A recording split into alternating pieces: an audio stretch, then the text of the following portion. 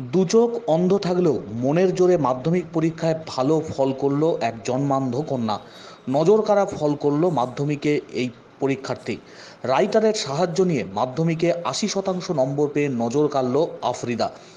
মালদার ইংরেজবাজার ব্লকের শোভানগর গ্রাম পঞ্চায়েতের মাদিয়া বাধাগাছ এলাকায় বাড়ি।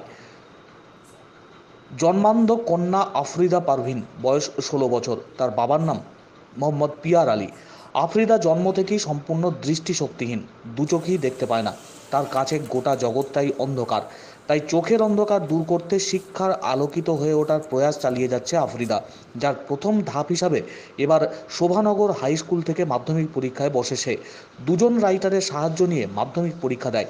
সেই পরীক্ষায় ফল প্রকাশিত হয় বৃহস্পতিবার।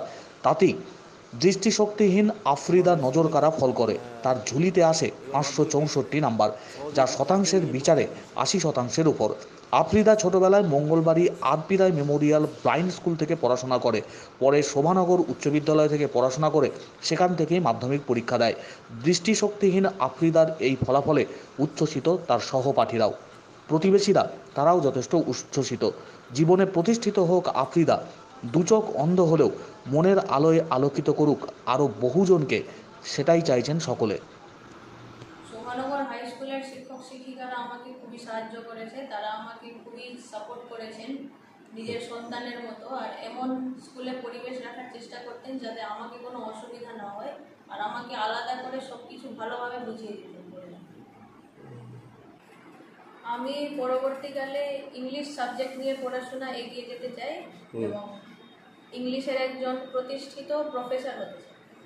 আমার মেয়ে আফ্রিদা পারভিন জন্ম থেকেই ও অন্ধ, দেখতে পায় না। তবে ছোটো থেকেই আমরা বুঝতে পেরেছিলাম যে ও পড়ার দিকে খুবই আগ্রহ এবং খুব ট্যালেন্টেড হিসাবে বুঝতে শিখেছিলাম।